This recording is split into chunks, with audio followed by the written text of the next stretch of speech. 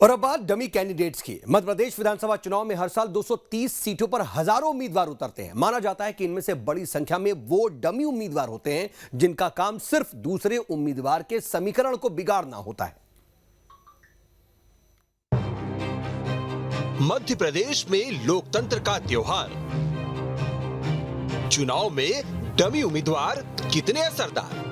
जी हां, मध्य प्रदेश में चुनावी घड़ी करीब है और हर बार की तरह इस बार भी पर्दे के पीछे डमी उम्मीदवारों को लेकर काम जारी है। दरअसल मध्य प्रदेश विधानसभा में 230 सीटें हैं, लेकिन इस संख्या के अनुपात में कई गुना ज्यादा उम्मीदवार हर बार मैदान में उतरते हैं। जानकारी के मुताबिक एमपी विधानसभा में कुल 230 सीटें हैं।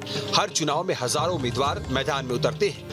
इनमें से 82% की जमानत जब्त हो जाती है। 2018 में सिर्फ 9.6% उम्मीदवार जमानत बचा पाए। 2390 प्रत्याशियों की 2 करोड़ 39 लाख रुपए की जमानत राशि जब्त हुई। 2013 में 2 करोड़ रुपए से ज्यादा की जमानत राशि जब्त हुई थी। अब आपको 1990 से 2018 तक के एमपी विधानसभा चुनाव का ग्राफ दिखाते हैं, फिर बताएंगे कि हजारों उम्मीदवारों के मैदान में उतरने के पीछे माजरा आखिर क्या है।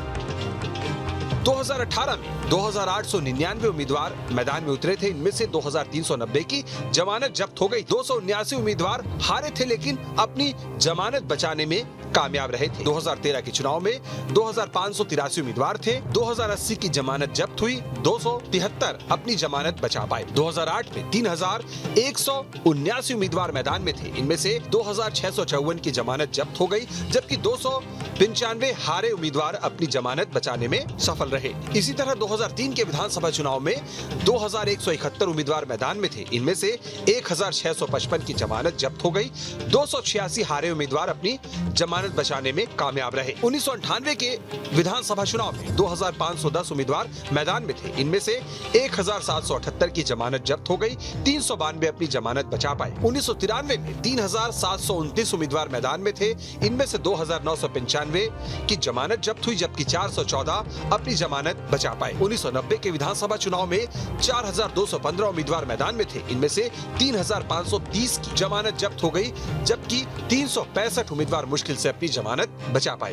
तो 230 सीटों पर औसत 3000 उम्मीदवार, वो भी तब जब मुख्य मुकाबले में कांग्रेस और बीजेपी हो। इस लिहाज से देखें तो कांग्रेस और बीजेपी के मिलाकर 460 उम्मीदवार बनते हैं। बाकी निर्दलीय और अन्य दलों को भी जोड़ ले तो संख्या 1000-1500 तक जानी चाहिए। लेकिन यहाँ हर चुनाव में औसतन 3000 उम्मीदवार मैदान में होते हैं। आमतौर पर यह देखा गया है कि कुछ इंडिपेंडेंट कैंडिडेट या किसी पॉलिटिकल पार्टी से, छोटी पार्टी से खड़े हो जाते हैं। वो बेसिकली जो बड़े पार्टी के लीडर्स होते हैं, किसी अपने अपोनेंट कैंडिडेट के वोट कटवाने के लिए, यानी कि किसी जाति विशेष का जहां असर दिखता है, उस जाति के वोट कटवाने के लिए, जिससे कि उनको बढ़त मिल जाए, ये प्रयोग करते हैं।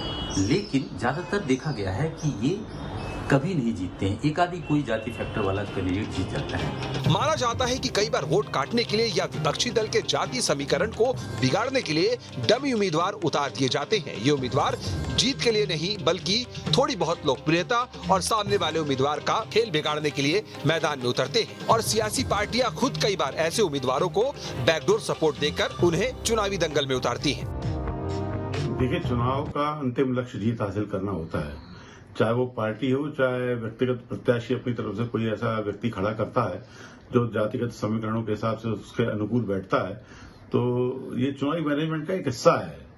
यदि ऐसा लगता है कि कोई एक जाति जो उस कैंडिडेट को वोट नहीं करती है, या कोई ऐसे धर्म के लोग होते हैं जो वोट नहीं करते हैं, तो प्रत्याशी अपने मैनेजमेंट को ठीक करने के लिए उस जाति का प्रत्याशी खड़ा करने का प्रयास करता है, ताकि उसको जीत में आसानी हो। देखिए, हर चुनाव में निश्चित रूप से हर विधानसभा का कुछ जातिगत समीकरण होता है, और उसी समीकरण को कई बार जो एक प्रत्याशी होता है वो डमी प्रत्याशी खड़े करके, और कई बार ऐसा भी होता है कि उसी नाम का यदि कोई एक प्रसिद्ध या विख्यात प्रत्याशी लड़ रहा है तो उस नाम के व्यक्ति को या उस जाति के व्यक्ति को लड़ाया जाता है, जिससे कि थोड़ा दिग्भ्रमित करके और सामने वाले ओपोनेंट के जो है वो वोट काटे जा सके और जातिगत समीकरण भी बिगाड़ा जा सके, जो एक तरफा एक पक्षीय कभी कभी हो जाता है। बहरहाल मध्य प्रदेश विधानसभा चुनाव में हर साल हजारों उम्मीदवार मैदान में होते हैं, लेकिन जीतना सिर्फ 230 को ही होता है। ऐसे में देखना होगा कि इस बार अपनी अपनी रणनीति के जरिए कौन सा दल 230 में से अधिकतम सीटें जीतने में कामयाब रहता है। चुनाव मैदान में डमी प्रत्याशी जीतने के लिए नहीं बल्कि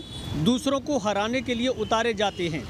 कई बार तो ये अपनी मर्जी से उतरते हैं, तो कभी कभी ये भी देखने में मिलता है कि दूसरे दल इन्हें पूरी तैयारी के साथ चुनाव मैदान में उतारते हैं, जिससे कि किसी भी मजबूत प्रत्याशी का समीकरण बिगाड़ा जा सके।